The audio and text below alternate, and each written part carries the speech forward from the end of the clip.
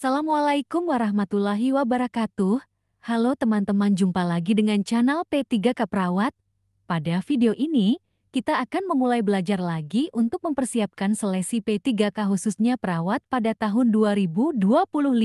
Dan beberapa soal yang kita bahas nanti, ini adalah berdasarkan pengalaman yang saya dapatkan pada tahun kemarin seleksi P3K Perawat, dan tidak menutup kemungkinan dan jadi untuk semuanya tonton video ini sampai selesai dan kami mendoakan bagi subscribe, like, komentar dan share lulus P3K Perawat. Langsung saja ke soal P3K Perawat. Soal nomor 1 P3K Perawat, seorang perempuan, 37 tahun, dibawa ke RSJ karena senang berbicara sendiri dan memukul orang lain.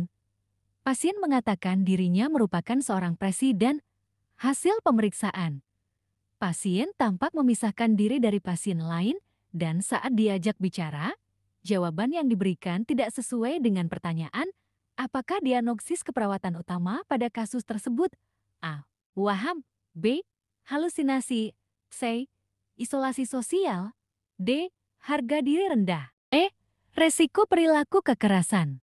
Jawaban A. Waham. Pembahasan. Waham merupakan pernyataan atau tindakan yang tidak sesuai dengan realita. Pada kasus di atas, pasien menyatakan bahwa dirinya seorang presiden yang sebenarnya tidak sesuai dengan kenyataannya. Jadi jawaban yang tepat adalah waham. Soal nomor 2 P3K Perawat, seorang perempuan, 45 tahun, dibawa ke RSJ karena memukul ibunya. Sejak 1 bulan yang lalu, pasien mengatakan dirinya melihat bayangan yang mengajak dirinya berbicara. Hasil pemeriksaan. Pasien tampak menolak bertemu dengan orang lain, pakaian terlihat kotor, dan menghindari kontak mata. Apakah evaluasi kemampuan utama pada kasus tersebut? A. Berinteraksi. B. Mengontrol marah. C. Meningkatkan harga diri. D. Mengendalikan halusinasi. E. Melakukan kebersihan diri. Jawaban D. Mengendalikan halusinasi. Pembahasan.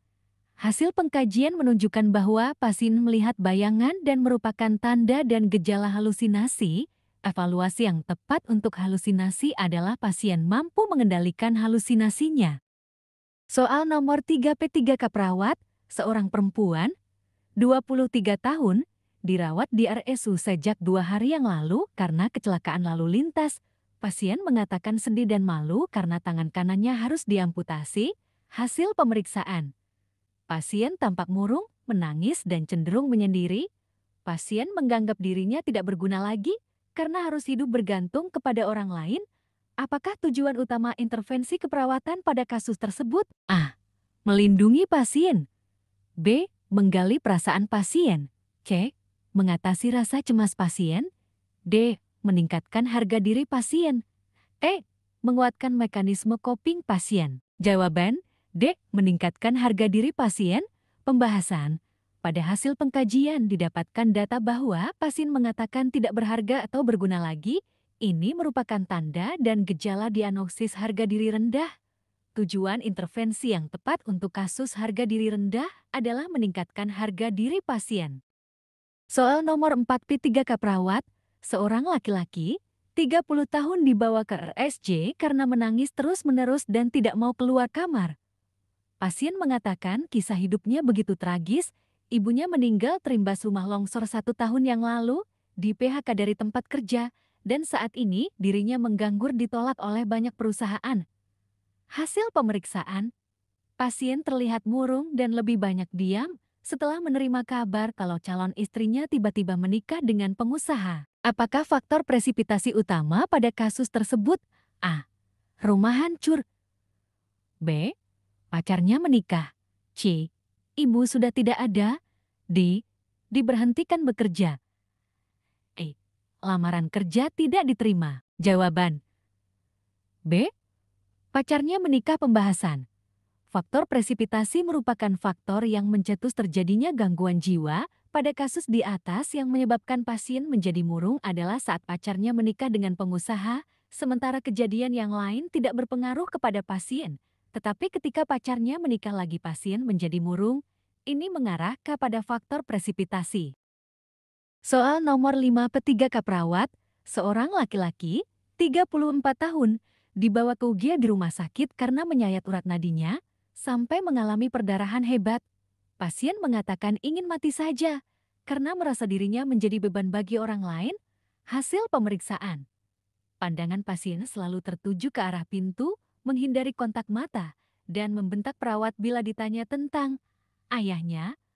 Pasien juga mengatakan saat melihat pisau, ada suara yang menuntunnya untuk mengakhiri hidup. Apakah diagnosis keperawatan utama pada kasus tersebut? A. Perilaku kekerasan. B. Harga diri rendah. C. Risiko bunuh diri. D. Isolasi sosial. E. Halusinasi. Jawaban. C. Risiko bunuh diri pembahasan. Pada hasil pengkajian didapatkan data bahwa pasien ingin bunuh diri. Ini merupakan data yang mengarah kepada risiko bunuh diri di dalam keparatan jiwa. Data yang mengancam diri sendiri dan orang lain dapat diprioritaskan menjadi diagnosis aktual. Jadi jawaban yang tepat adalah risiko bunuh diri. Soal nomor 6 P3 ke perawat, seorang laki-laki 42 tahun dibawa ke RSJ karena marah-marah kepada orang tuanya. Pasien mengatakan kesal karena dirinya sering dibanding-bandingkan dengan adiknya. Hasil pemeriksaan. Pasien memukul meja makan, membanting pintu, menolak bertemu orang lain, dan memuntahkan obat. Ekspresi wajah pasien berubah tegang setiap melihat ke arah jendela. Tubuh pasien mengeluarkan bau badan yang menyengat. Apakah tindakan keperawatan prioritas pada kasus tersebut? A. Menjelaskan prinsip minum obat 8 benar. B. Mendorong pasien melakukan perawatan diri. C. Melatih keterampilan untuk mengontrol marah. D. Mengajarkan cara berinteraksi dengan satu orang. E. Memberikan kemampuan untuk halusinasi. Jawaban. C. Melatih keterampilan untuk mengontrol marah. Pembahasan. Pada hasil pengkajian didapatkan data pasien mengalami diagnosis risiko perilaku kekerasan. Jadi untuk menjawab soal yang menanyakan intervensi, kita tentukan dulu diagnosisnya. Intervensi pada diagnosis risiko perilaku kekerasan adalah melatih keterampilan untuk mengontrol marah. Soal nomor 7 P3 ke perawat, seorang perempuan, 40 tahun, dibawa ke RSJ karena tertawa sendiri dan bak di sembarang tempat. Pasien mengatakan malas ketemu banyak orang. Hasil pemeriksaan. Pasien tampak menunduk, kontak mata kurang, bicara perlahan dan seperlunya. Pasien lebih memilih tidur di kamarnya daripada ikut kegiatan kelompok. Apakah diagnosis keperawatan prioritas pada kasus tersebut? A. Halusinasi. B. Isolasi sosial. C. Risiko bunuh diri. D. Harga diri rendah. E. Perilaku kekerasan. Jawaban. B. Isolasi sosial. Pembahasan. Hasil pengkajian menyatakan bahwa pasien tampak menunduk dan kontak mata kurang, bicara perlahan. Kemudian saat ditanya pasien malas. Ini merupakan tanda dan gejala diagnosis isolasi sosial. Jadi patokan untuk menentukan diagnosis, lihat data pada saat dikaji. Jadi jawaban yang tepat adalah isolasi sosial. Soal nomor 8 P3 ke perawat, seorang laki-laki, 34 tahun, sejak 1 minggu yang lalu dirawat di RSO dengan diagnosis gagal ginjal kronik. Pasien mengatakan bosan dengan berbagai pengobatan yang dijalani dan merasa hidupnya tidak berarti. Hasil pemeriksaan. Ekspresi wajah sedih, terlihat pasrah, dan kontak mata kurang. Pasien sudah menjalani hemodialisa selama 10 tahun. Apakah diagnosis keperawatan utama pada kasus tersebut? A.